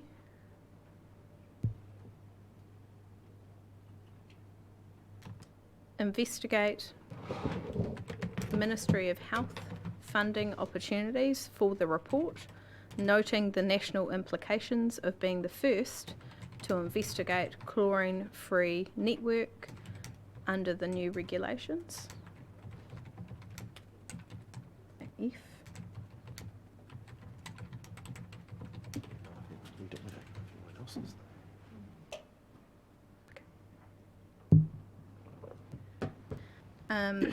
if that a communications strategy be developed, or note that a communications strategy will be developed and presented to council in the new year. Which one are we going with, sorry? Note that a communication strategy will be developed. Presented to council. And implemented? I was going to say that will be across all drinking water, won't it? For all drinking water and brought back to council in the new year. Councillor Brosnan, is Ballot that just for all drinking water or 3 waters? I think the communication strategy was specific to This. drinking water, Yeah. noting Yeah. that was Yeah. our area where we hadn't been communicating well. That was, Thank you for the clarity. G. And final one is a recommendation bearing in mind our portfolios, and that was that Councillor Simpson be appointed to be the observer on the ROI process. That was my intention. I just was going to have a conversation with Councillor Simpson. I'm just beforehand. looking at him because I haven't had a conversation, but it fits well. So. It does. But as noted in the report, that observer status still gives me right to be That's part correct. of the... yeah. Yes. Yeah. So that was where I got to, Madam Mayor, with the discussion, and I'm quite happy for that to be played around with before it is seconded. Through the Mayor, could I just make a comment on a couple of those points? Absolutely. So with point C, by adding in, I guess, focusing on chlorine-free water assessment, it potentially doesn't enable us to do the review of the gap analysis of the work that we have to do for the water safety plan. Against status quo or against planned capital works? Madam Mayor? It needs to identify that the analysis is against the new legislation. Yep. Yeah. The planned capital works to meet. Well, it's not only the planned capital works, it's also the operating environment as well. Happy to take a suggestion on wording. Sorry, which point is that? That's C. So the point I was making in the inclusion of that was I saw the gap in what we were approving today didn't have what the question was we were asking people to present an ROI on. Could we say to provide a solution that addresses the review's outcomes or something like that? Yeah, that's fine because we've stated the review outcome in A. So Can I ask a clarifying question on A? It was my understanding that the review was to come up with 2, maybe 3 options. So one that's I'll use my analogy again, a Toyota, so a reliable network, a reliable Toyota that'll do the job and it'll get us all there safely, and then a Rolls-Royce option of a chlorine-free system. So, and we might have a couple of options of the Rolls-Royce that we're going to look at buying, but I thought the Toyota was in there too. Yep. It is? Okay. Is that clear in A? Probably aim for a Lexus, The outputs of the review are quite clear in the strategy. So Okay. by referring to strategy, hopefully we've covered that. Yeah. Covered that. And the other comment was just really like the idea of seeing if we can get some funding from the ministry. We just need to be aware that that will delay things and potentially could need a ministerial involvement. I think just commentary on that. I think we're asking to investigate it. We're not saying hold anything up, while those investigations are ongoing. Yeah, is my view, but that be council's. And I guess just a point of clarification around that, because are we the first, with Christchurch having already pulled together a water safety plan which is under the new framework, I understand, and if it is indeed around chlorine free, then perhaps they're the first. That was actually a question I was going to ask about it when we got to the stage. To me, that's Christchurch might be ahead of us, Yeah. so it might be a bit of an interesting area. Through you, Madam Mayor. I think I understand what you're trying to achieve with this. So Christchurch have done a water safety plan based upon the new regulations, but they've done it to what they perceive as being their standards required. Ministry of Health have been very open in terms of not really specifying what's required because you have to demonstrate to it. I think if you could just make it clear that the review the process can continue whilst those discussions occur, because at the moment it would sort of state that we have to do that investigation, come back around it. I mean, it may be that the Ministry of Health comes in, we can have a discussion with them, But unless you can enable the review to continue, what you will do is impact upon the ability to get this completed should you want to take it into an LTP. Yeah, no, that's not the intention. So I'm happy to add on to the end of E. Note, all works will continue as scheduled whilst this is being investigated, or something like that, to make it clear. Yep. Sorry, just through the chair, just going back to the first to investigate. Is there different wording we can put on there as maybe being one of the leaders or rather than first? Because we don't know if we're first. And I just think that's could end up being a little bit misleading. One of the first? leaders in investigating. Comfortable with leaders? Yeah, I'm happy. Runners. Leader in the investigation. Runners, I don't know. Leaders in the investigation. Investigation instead of investigate.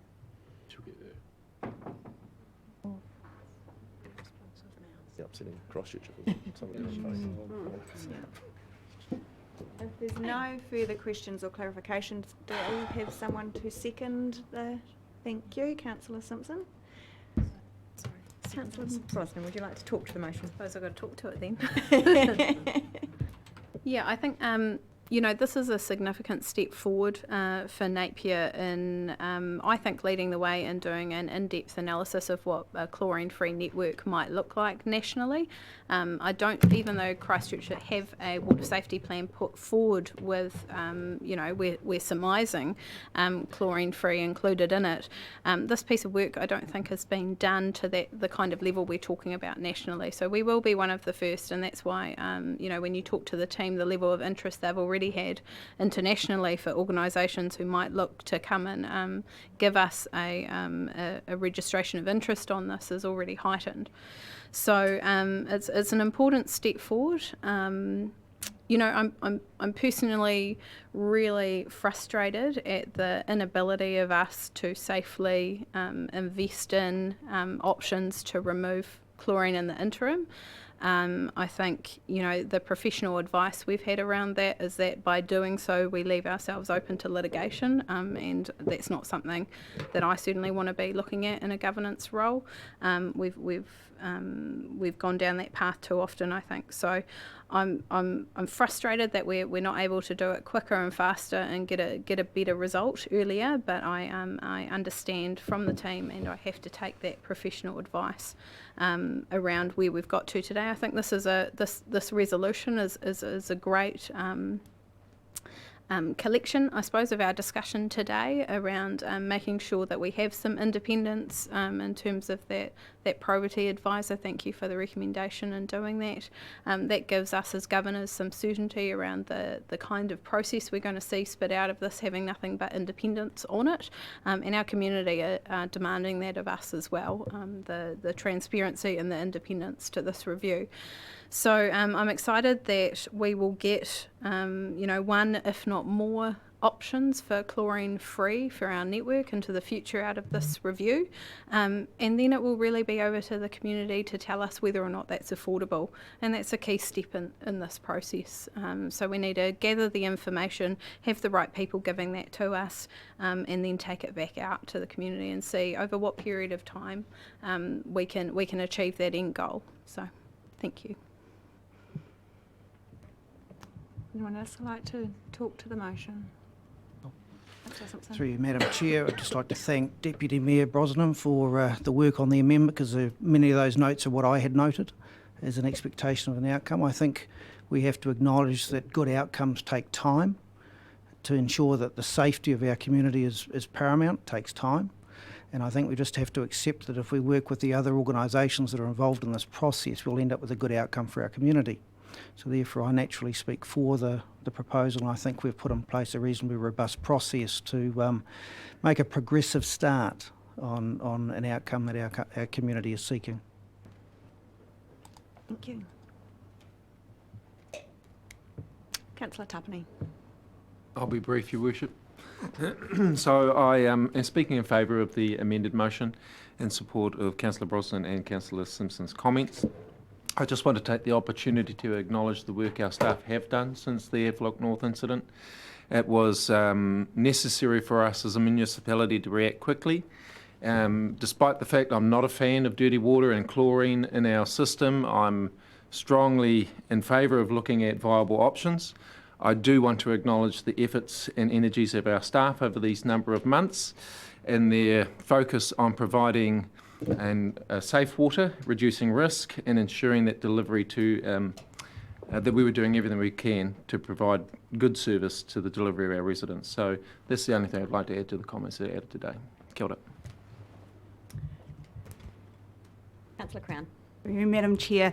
I just wanted to pick up on one of the acknowledgements that the staff made, yourself, Catherine, was that acknowledgement that the public hasn't been communicated with as effectively as possible since the priority was made in June. And it's great to hear you guys acknowledge that and for everyone to understand that we're in a position now where we're committing to stepping up in that regard, making sure that our public and our community are aware of what is happening. It's very clear that lots is, so let's tell them. So thank you. Very good point. There's no one else that's wishing to speak to the motion. I too would just like to take a moment to acknowledge the staff across the entire council who I know are just as frustrated as our community with these ongoing issues, particularly with the dirty water and the manganese. And I hear nothing but praise from the community for our depot staff that have been going out and flushing the water, and I certainly know that Catherine, your team is working tirelessly to find some solutions for this as well. So I do just want to acknowledge and commend everyone, for all the hard work that's being done. On that note, I will now put the motion. So all those in favour, please say aye. Aye. Against? Carried. And we are going to take a short break, so we'll adjourn the meeting. I understand we may actually have a light lunch on its way. So, I told you. Anna's gone.